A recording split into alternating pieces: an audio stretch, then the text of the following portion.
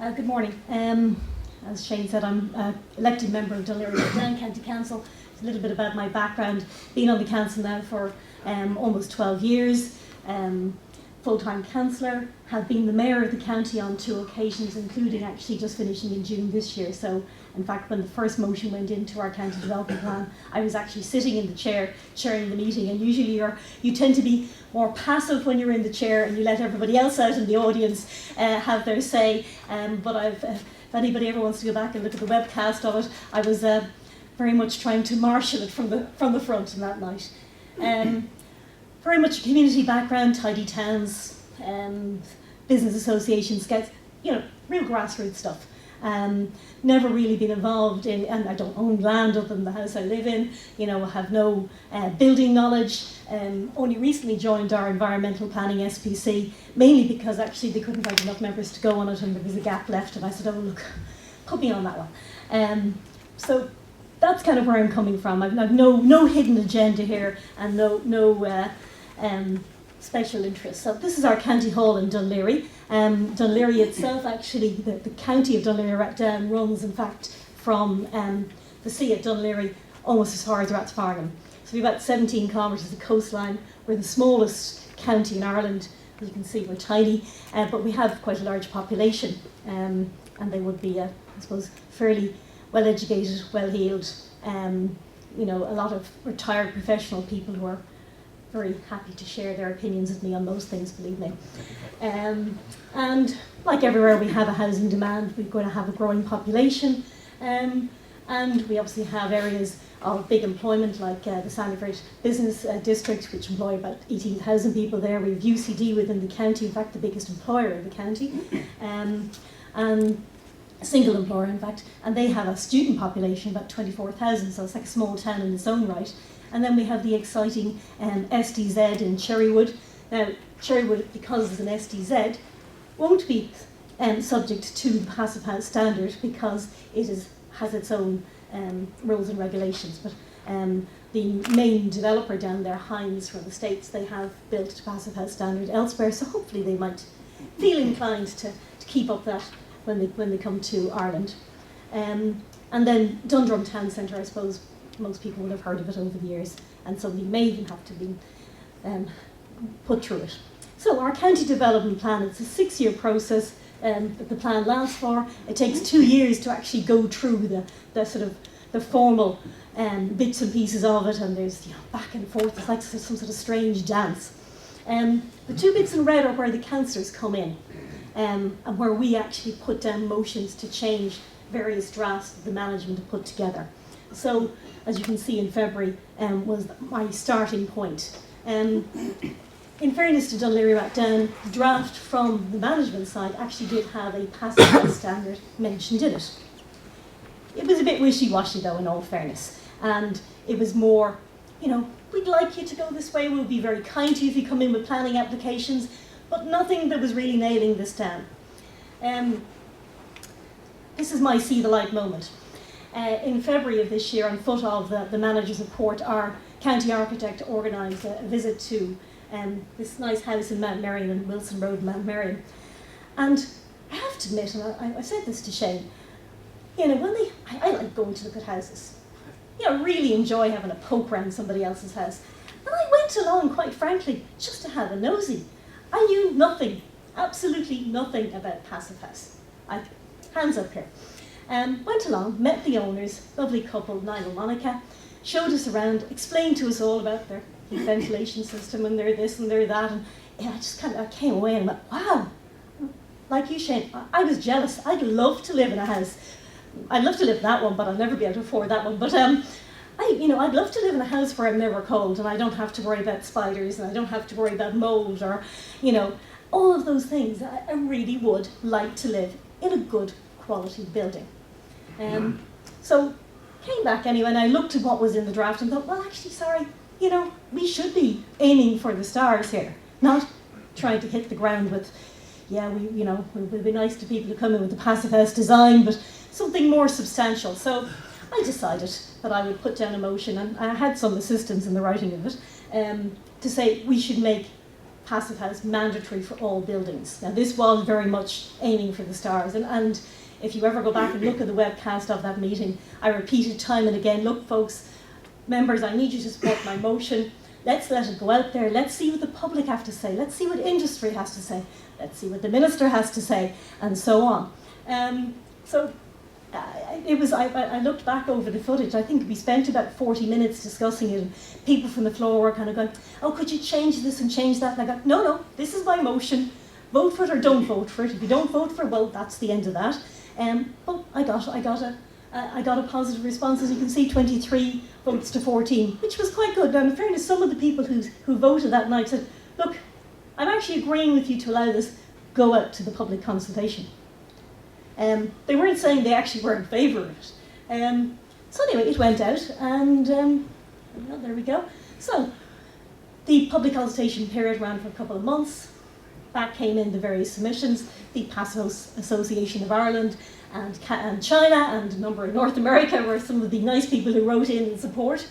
There are a number of people from the industry who obviously produce components to go into passive houses who are very sympathetic, and I'm sure you all know who Pat Cox is. Pat actually lives in Blackrock, and originally, in fact, we were meant to go and see his house, but something happened that night and we ended up going to Mount Merion instead, but I've subsequently been to see it. And when people like that are sort of supporting you, think, yeah, we're going somewhere in the right direction here with this. I suppose you're not that surprised really by those who are against it. The Irish Home Builders Association, NAMA, and a couple of architectural firms who are presumably writing in on other vested interests' behalf, I assume. But unfortunately, the department and the minister were very against it. So much so, unfortunately, that the next draft that came back to councillors had everything, I think every last word that mentioned Passive House was removed from the document. It was, not alone did they not even leave in the bit where they kind of were wishy-washy about it, they pretty much took out the whole darn thing. So, of course, it came back to round 2 of the councillors putting in motion. So, yes, yet again, I had a, same motion. We're going to go for all buildings. I suppose my dander was up then, and I wasn't, I was going to see if I could force this through, and I was going to go for the stars. I wasn't interested in hitting the trees or the ground. So we pushed it to another vote, and I improved the numbers voting for it. And in fact, I'd like to thank very much the Passive House Association of Ireland. They did actually put on a presentation for councillors in the week coming up to the vote, which was very informative. They had some really good presentations. People who actually voted no the first time, who went to that event, actually changed their minds, and they got the message. So that was very interesting. So this is how the vote panned out over the different parties. I think this is quite fascinating. I can see lots of heads moving down there. I'm a member of Fine Gael. I had some success, as you can see, in persuading a number of my members to actually vote for it. What is interesting is the Labour Party. Now, the Minister of the day in the Department of Environment, Local Government, and I think there's something else in there, Community, I think, in local government, Alan Kelly is a member of the Labour Party. So I think that might possibly be the reason why the Labour Party were against it, as distinct from maybe their own individual viewpoint. I'm surmising here, I haven't interrogated them on it. What was fascinating is the one member of their party who voted voted with me for the motion was somebody who's only just joined the council recently, so hadn't obviously, I presume, come under the influence of the rest of the group. But you can see there was very cross-party support, which is actually, I think, fascinating, and in fact, it was interesting on the night of the council meeting how many councillors got up and said, some of them had been to see the Passive House in Mount Merion, some of them had been to your event to inform councillors more, and some of them just, got it. And one particular councillor, I remember she used the phrase, I've forgotten the phrase, this is sort of, how could you not want this for everybody? Why shouldn't we all live in and work in buildings that are actually comfortable? So many shoddy buildings have been built in this country over the years, and then we all, I'm tired of being cold, I'm tired of looking at mould growing on the window ledge, I'm tired of all these other things. And when you can do it right, why not do it right? And that's really where I think the support came. So there's Alan Kelly. Alan Kelly, unfortunately, does have maybe the power to scutter my whole plan here, and only time will tell as to whether he will do that. There is a section in the Planning Act where he can decide that, you know, those troublesome councillors out there, how dare they? And he might decide to actually pull it all. But we'll wait and see, because I think there are other people and other interests here that might actually see him not going that way. Momentum. We're virtually concluding our county development plan. We'll have it done now by March of next year. Coming up in hot pursuit behind us is Dublin City Council, who I believe have a similar passive house motion on their agenda, as do Fingal County Council. That's 3 of the 4 Dublin local authorities. And I think there are other local authorities in the country who are somewhere behind us in their development plan process. If more councils vote for an all buildings passive house standard, it's going to be very hard, I think, for the Minister to say, well, actually now, lads, you're not allowed to do that. So we'll see.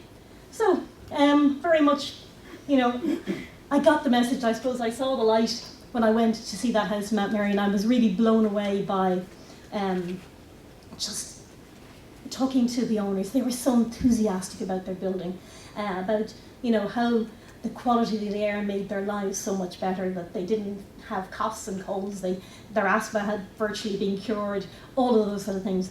I'm somebody who suffers from the cold, and the idea that you could actually, you know, have a lovely comfort level all day, every day. So if you're getting up in the middle of the night to children, or you're an old person who actually is at home all the time, you can have a house that's comfortable. In this country, I think, is a real bonus. So I suppose I became the cheerleader for this. I did get assistance with the first motion, but I had to sort of badger somebody to help me write it, because I wouldn't have known the technical language and how to put it in. And as I say, that motion was counteracted by the Minister taking it out, and I got a huge amount of assistance from the Passive House Association and from Jeff in the Passive House magazine.